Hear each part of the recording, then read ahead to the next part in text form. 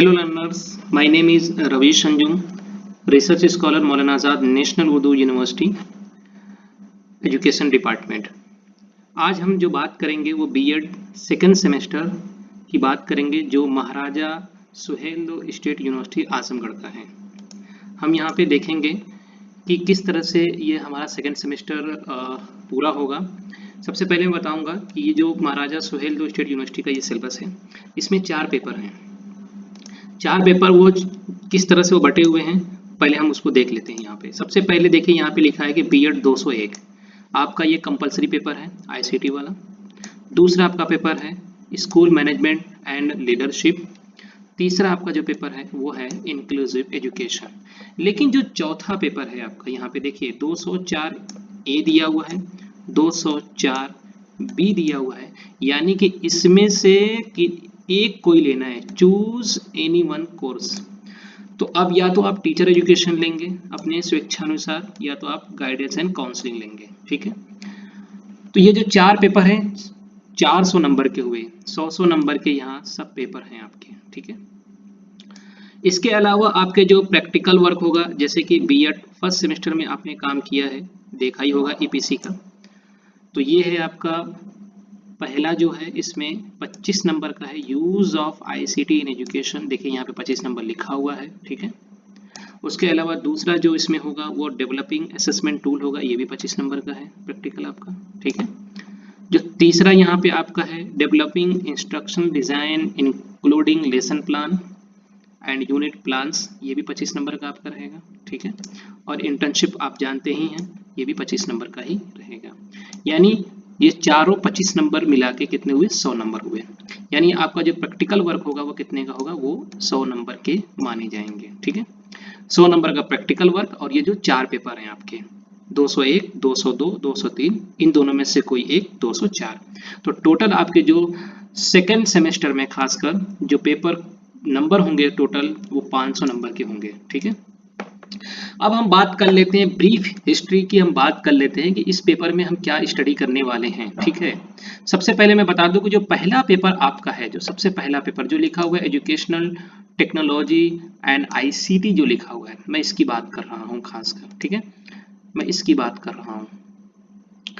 तो इसमें जो भी हम पढ़ेंगे वो इस तरह से पढ़ेंगे कि इसमें पहले ज़माने में क्या होता था कि हम नॉर्मल तरीके से, ट्रेडिशनल परंपरागत तरीके से हम शिक्षा ग्रहण करते थे, ब्लैक बोर्ड या फिर चाक डस्टर का इस्तेमाल करते थे। लेकिन आज जैसे कि मैं इस वक्त रिकॉर्डिंग कर रहा हूँ, ये भी एक आईसीटी एजुकेशनल टेक्नोलॉजी का ही हिस्सा है कि मैं इसके माध्यम से आप तक पहुँचा रहा हूँ। इसी तरीके से क्लास में एक टीचर किन किन माध्यम से, यानी कौन सी टेक्नोलॉजी का इस्तेमाल करके, प्रयोग करके बच्चों को अच्छी शिक्षा दे सकता है, इसी से संबंधित इस पेपर में पूरा हमें अध्ययन करना होता है। दूसरा पेपर जो है स्कूल मैनेजमेंट एंड लीडरशिप। ठीक है, अब जाहिर सी बात है कि स्कूल में टीचर्स पढ़ाने के अलावा उसको स्कूल का मैनेजमेंट भी आना चाहिए, प्लस बच्चों को और अपने टीचिंग स्टाफ, जरूरत पड़ने पर कम्युनिटी समुदाय को लीडरशिप, यानी उसके अंदर नेतृत्व शैली भी होनी चाहिए। तो इस पेपर में आपको टीचर्स के अलावा, पढ़ाने के अलावा स्कूल मैनेजमेंट के बारे में बताया जाता है कि आप कैसे स्कूल को मैनेज करोगे, कैसे स्कूल को चलाओगे। शुरुआत में लोग टीचिंग में लगते हैं, फिर धीरे धीरे एक्सपीरियंस होता है तो फिर वो प्रिंसिपल बन जाते हैं, हेड बन जाते हैं, तो उनका ये स्किल आना चाहिए।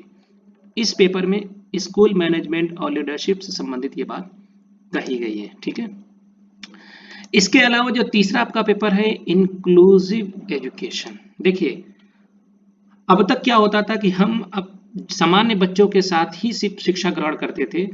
जो बाधित बच्चे होते थे, बाधित का मतलब जिनको कम दिखता हो, कम सुनाई देता हो, कम बोल पाते हो, या फिर वो किसी तरीके से हाथ या पैर से अपंग हो, तो ऐसे लोगों की शिक्षा अलग होती थी, जिसको हम अलग से डिसेबिलिटी वगैरह कहते थे।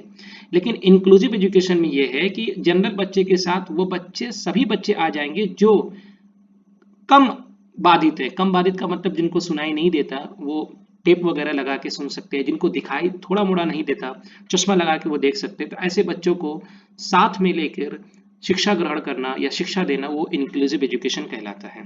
ठीक है, अब ये जो पेपर है आपका टीचर एजुकेशन या गाइडेंस एंड काउंसलिंग, देखिए मैं दोनों के बारे में बता देता हूँ। टीचर एजुकेशन में क्या होगा कि आप जाहिर सी बात है बीएड कर रहे हैं, एक टीचर बनने जा रहे हैं, तो टीचर एजुकेशन से संबंधित कब टीचिंग शुरू हुई, कैसे शुरू हुई, टीचर एजुकेशन क्या होता है, इससे संबंधित इसमें सारी चीज़ें आपको पढ़नी होगी। लेकिन अगर आप गाइडेंस एंड काउंसलिंग पढ़ते हैं तो ये टीचर एजुकेशन के अंडर में ही आएगा कि एक टीचर्स को गाइडेंस एंड काउंसलिंग का कौशल आना चाहिए, हुनर आना चाहिए, स्किल आनी चाहिए।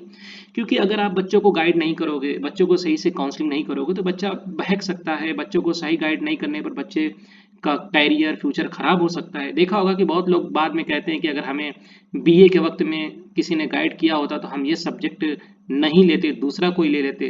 तो वो इसी की कमी होती है। इसीलिए टीचर्स को गाइडेंस और काउंसलिंग का भी स्किल होना बहुत ज़रूरी है। ठीक है, इसके अलावा यहाँ पे देखिए, अब प्रैक्टिकल की हम बात कर रहे हैं। तो इस प्रैक्टिकल की जो फाइल आप बार आप लोग फाइल की बात करते हैं, क्या होगा इसमें, किस तरह से होगा, use of ICT in education. तो इसमें क्या होगा कि आप शिक्षा में आईसीटी का प्रयोग कैसे करेंगे। अब जैसे आपने बच्चों को पढ़ा रहे हैं, साउंड लगा दिया आपने तो बच्चों को पूरी तरीके से सुनाई देने लगा। बच्चों को पढ़ा रहे हैं, प्रोजेक्टर का इस्तेमाल कर दिया, बच्चों को दिखने लगा। आप पॉइंटर का इस्तेमाल कर दिया। मतलब जो भी टेक्नोलॉजी आप यूज कर रहे हैं ट्रेडिशनल यानी परंपरागत के अलावा नए दौर में यानी नए काल में, तो उससे संबंधित इसमें सब कुछ आपको लिखना होता है। दूसरा आपका क्या है, डेवलपिंग असेसमेंट टूल्स।